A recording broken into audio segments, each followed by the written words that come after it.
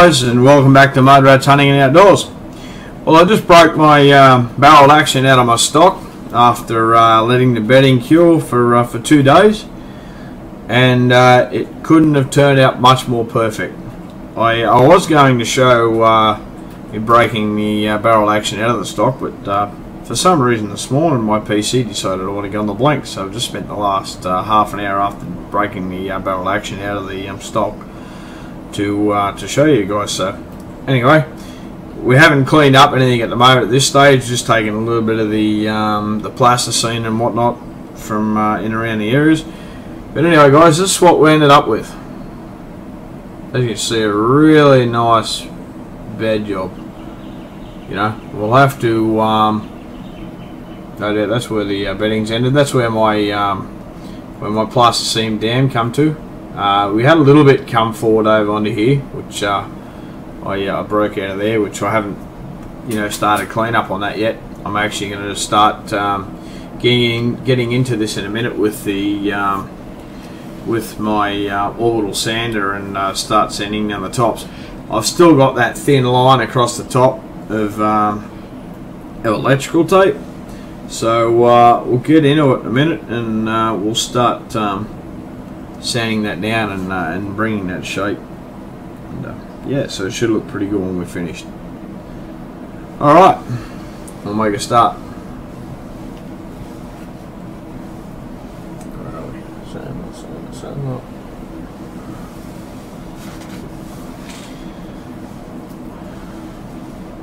So anyway, what we're going to do is just I've got my orbital sander there with some 120 grit sandpaper, and all we're basically going to do is just put that on. We're just going to go along the edges, start to sand that down.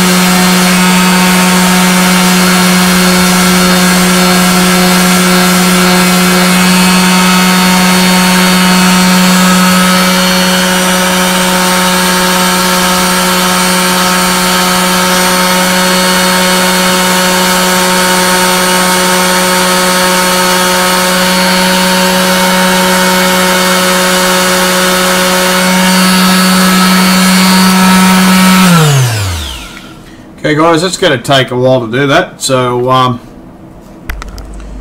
we might come back and pick this up a little bit later on, and I'll show you what it looks like when we're finished. So I'll come back when we're finished. Well guys, we're back again. It took about 2.5 hours to finish sanding it down. Die grinding away all the excess and getting all the shape right, doing all the filing around the recoil lug area and whatnot. But it turned out really nice, really nice bedding job. So we'll give you a bit of a look. Now that small section I mentioned about around the bolt lug area, I didn't have any problems with that. Breaking the barrel action out of the stock. Although while die grinding and filing out the that area, that piece actually managed to break out. So I took some of that two-part epoxy that I used to glue my pillars in the other day. It's actually a metal fill epoxy, much like this bedding compound, only it's a grey, not a sort of dark brown. So I put a little bit of that in there, and also had a little section up the front, the very finish of the around the barrel support, just the slightest nick out of there. So I put a little bit in there as well. But anyway, you'll see there where I had to replace. As you can see, that section is just the most tiniest of sections. It's you know, it's so easy to break out, but as you can see, it turned out quite well. And you'll see some file marks around the recoil lug area just here.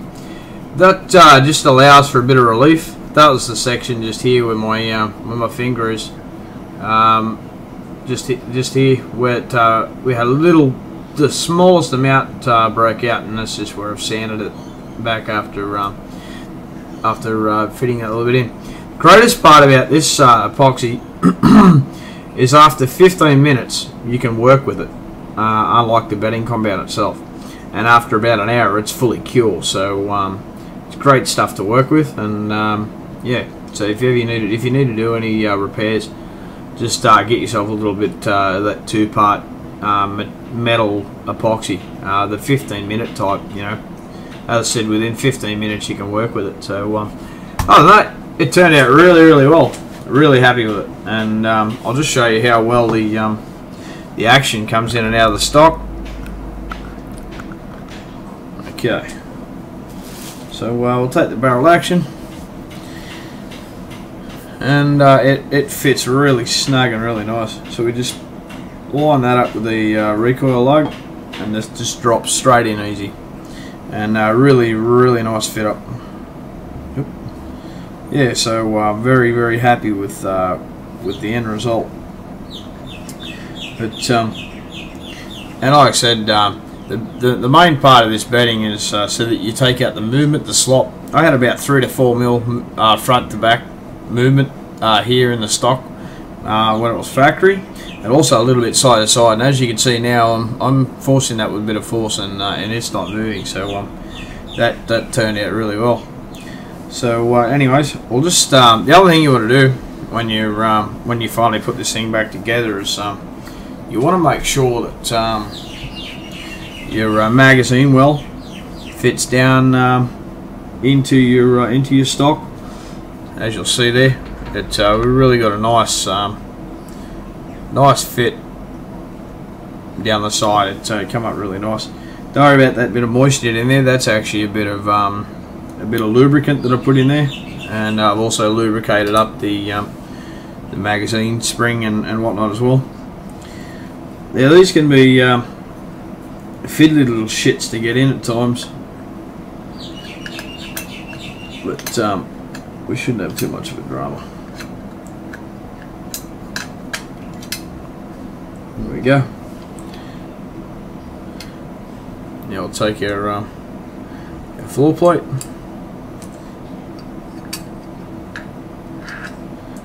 And as you can see, those aluminium pillars come right through to the end.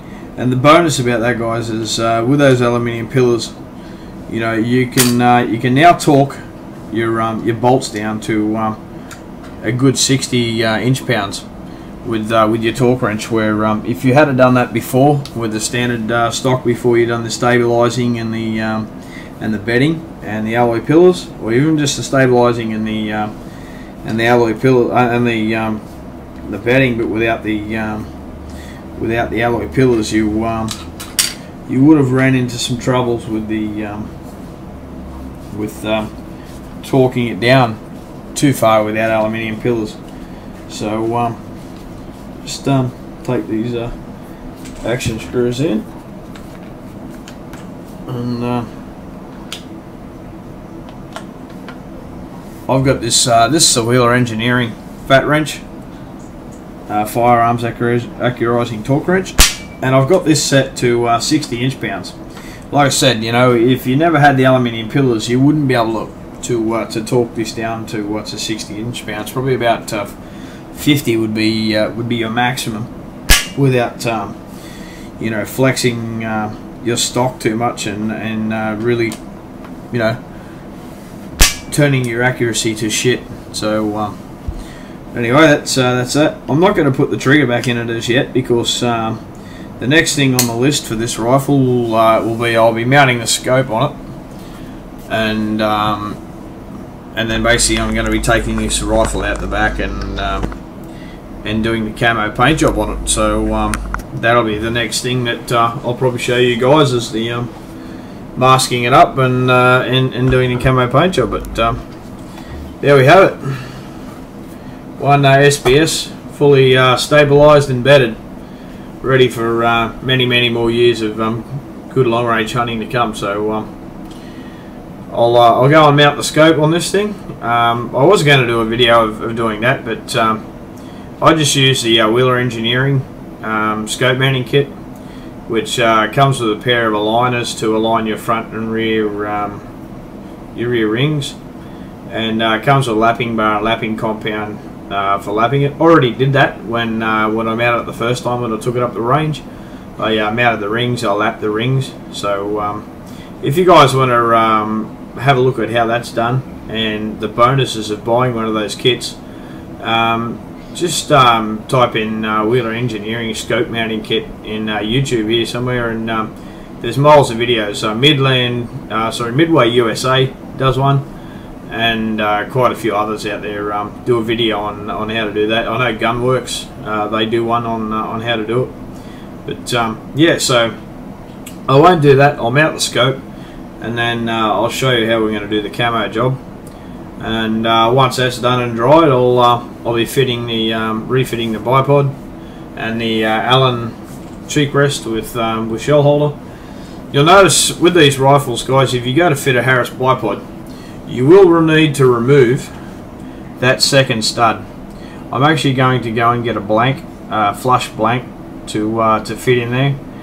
Basically because you know, I don't really like the idea of leaving it out, but you can't fit it, your bipod on that front lug without removing that, unless you reverse it, which then you know, under recoil you're going to be collapsing the legs of the bipod, which you don't want to have happen. So, but anyway, we'll mount the scope, and we'll start the we'll do the spray painting job on the rifle next, and we'll catch up with you when we go to do that.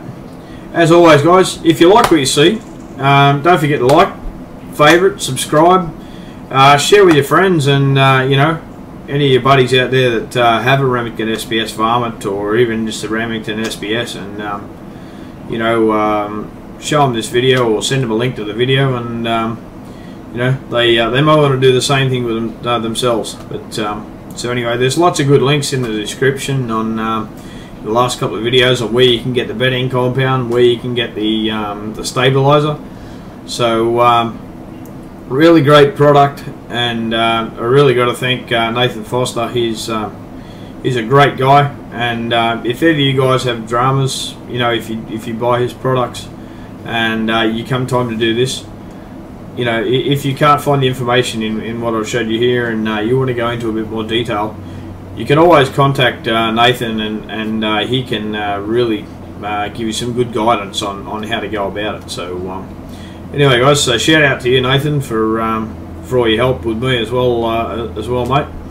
And we'll catch you guys in the next video. As always, safe and happy hunting, and take care, guys.